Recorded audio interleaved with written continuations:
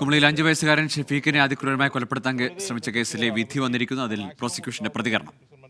പക്ഷേ ഈ പ്രതികളുടെ ജീവിത സാഹചര്യങ്ങളും ഈ ഇതിലെ ഒരു സ്ത്രീയും ആയതുകൊണ്ടും അവർക്ക് പിന്നീട് അവർ 5 മക്കൾ അവർക്കുണ്ടെന്നുള്ളതൊക്കെ ഒരു കോടതി പരിഗണിച്ചു എന്നാണ് എനിക്ക് തോന്നുന്നത്. അവരുടെ ജീവിത സാഹചര്യങ്ങൾ വളരെ മോശം ആയതുമൊക്കെ ഒരു ലീനിയൻ വ്യൂ കോടതി എടുത്തിട്ടുണ്ടാവും. അതാണ്. ഇല്ലെങ്കിൽ ലൈഫ് ഇംപ്രിസൺമെന്റ് മാക്സിമം കൊടുക്കാം. ഏകദേശം ലൈഫ് ഇംപ്രിസൺമെന്റ് അടുത്ത് ശിക്ഷ വന്നിട്ടുണ്ട്. നമ്മൾ ലൈഫ് ഇംപ്രിസൺമെന്റാണ് ആവശ്യപ്പെട്ടത്. തൃപ്തികരമാണ്. ശിക്ഷ മതിയായ ശിക്ഷ കിട്ടിയിട്ടുണ്ട്. ഏകദേശം 11 വർഷം നീണ്ട നിയമ പോരാട്ടത്തിൽ ഷെഫീഖിന് നീതി കിട്ടി. ജെ ആക്ട് 1-ാം പ്രതിക്ക് IPC 326 പ്രകാരം 7 വർഷം കഠിന തടവും 50,000 രൂപ പിഴയും. അതുപോലെ അതടച്ചില്ലെങ്കിൽ 1 വർഷം ഡീഫോൾട്ട് തടവ്. അതുപോലെ 323 1 വർഷം തടവ്.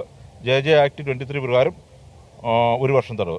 2-ാം പ്രതിക്ക് 307 IPC പ്രകാരം 10 വർഷം തടവും 2 ലക്ഷം രൂപ പിഴയും. പിഴ അടച്ചില്ലെങ്കിൽ 1 വർഷം തടവ്. 324 വകുപ്പ് പ്രകാരം 3 വർഷം തടവും.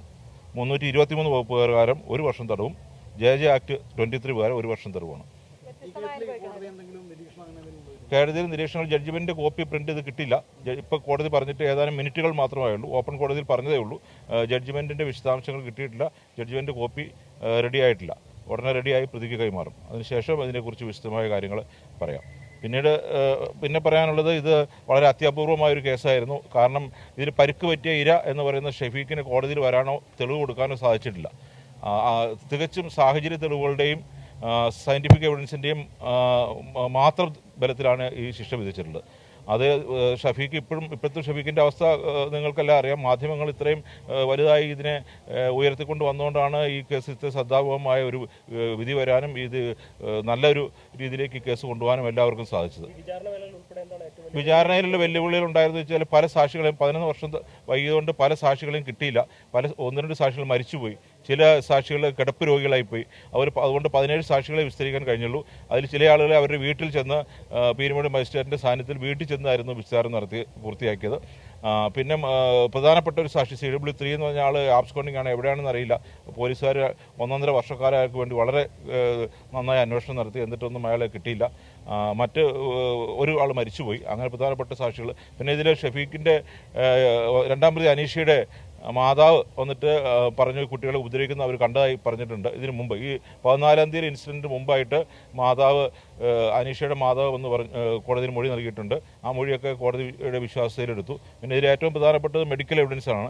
ഡോക്ടർമാരായ കട്ടപ്പന മെഡിക്കൽ സെൻറ്റ് ജോൺസ് മെഡിക്കൽസിലെ ഡോക്ടറുടെ മൊഴി നിർണായകമാണ്. ആ ഡോക്ടറാണ് ഇത് ചൈൽഡ് ലൈൻകാരെ അറിയിക്കുകയും ചൈൽഡ് ലൈൻകാർ പോലീസിൽ അറിയിച്ച് വളരെ പെട്ടെന്നുള്ള പ്രതികരണം നൽകുകയും ആ FISനാണ് കേസ് തുടങ്ങിയത്.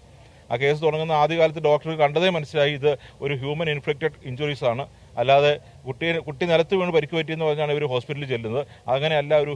കുട്ടിയുടെ ശരീരത്തിൽ, അതായത് ബട്ടക്സിൽ ഉൾപ്പെടെ പൊള്ളിയ പാടുകളും ശരീരത്തിൽ നിരവധി പാടുകളും ഇടത് കാൽമുട്ടിന് ഒടിവുൾപ്പെടെയുള്ള, അതായത് കേരളം കണ്ട ഏറ്റവും വലിയ ബാലപീഡയുടെ ഒരു കഥയാണ് പിന്നീട് പത്രങ്ങളിലൂടെ നമ്മൾ കണ്ടത്.